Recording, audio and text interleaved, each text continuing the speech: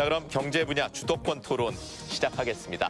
우리 이재명 후보께서는 이제 늘 말씀하시는 게 국채는 뭐 외채 아니면 상관없다. 한 나라 안에서 오른쪽 주머니에 있는 돈이 왼쪽 주머니로 가는 거고 그런 얘기나 똑같죠. 공무원이 뇌물을 받아 먹으면은 국민의 주머니에서 공무원 주머니로 가는 것이고 대장동의 재산이 만약에 저렇게 해서 약탈됐다 이러면은 아니 뭐 이 주머니에서 김만배 주머니로 가는 것이 뭔 대수냐. 다 대한민국에 있는 돈인데 그러면은 정부가 뭐 세금 거둘 필요 있습니까? 그냥 국채 발행하면 되는 거지. 또 국채를 국민들이 갖고 있으면 국민한테는 자산이 되는 거니까 큰 문제될 게 없다라는 말씀을 해 오셨기 때문에 그러면 국채는 얼마든지 발행해도 된다는 뜻인지요? 아니면은 어느 정도의 적정 수치를 보고 계시는 건지 그걸 한번 좀 여쭤보고 싶습니다. 우리나라에서 네. 국민들의 가계부채 비율이 너무 높아서 전 세계적으로 제일 높다고 합니다.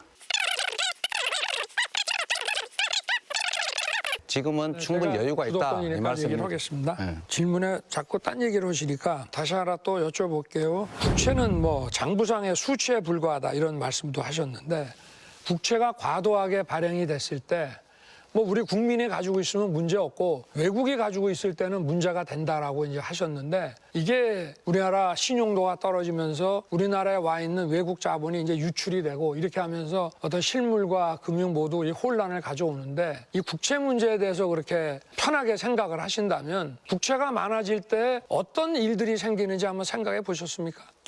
우리 후보님이 경제 문제에 대해서 좀 깊이 있게 공부를 하셨는지는 모르겠는데요. 다른 나라 선진국들에 비해서 국채 비율이 매우 낮다. 절반에도 미치지 못한다. 첫 번째. 두 번째로 우리가 곧 기축통화국으로 될 가능성이 매우 높다. 기축통화국으로 될 가능성이 매우 높다. 기축통화국으로 될 가능성이 매우 높다. 잘 모르고 하는 말씀은 다시 한번 찾아보시고요. 아까 그 이재명 후보께서 얘기한 것 중에 제가 시간이 없어 답을 못한 게 있는데 화천대유 뭐 어쩌고 해가지고 김만배하고 뭐 정영학 회계사가 통화한 녹취록을 뭐 말씀을 하시는데 그 사람들은 뭐 우리 이재명 후보하고 훨씬 가까운 측근이고 저는 뭐 10년 동안 본 적도 없고 정영학이라는 사람은 알지도 못할 뿐만 아니라 뭐 내용이 없지 않습니까? 거기다가 제가 듣기로는 그 녹취록 끝부분을 가면 이재명 게이트란 말을 김만배가 한다고 그러는데 이재명 게이트라고 있다고요. 그 녹취록 중에 내세요. 허위 사실이면 후보 사퇴하시겠습니까? 그거 있었으면 지금까지 가만히 있을게요.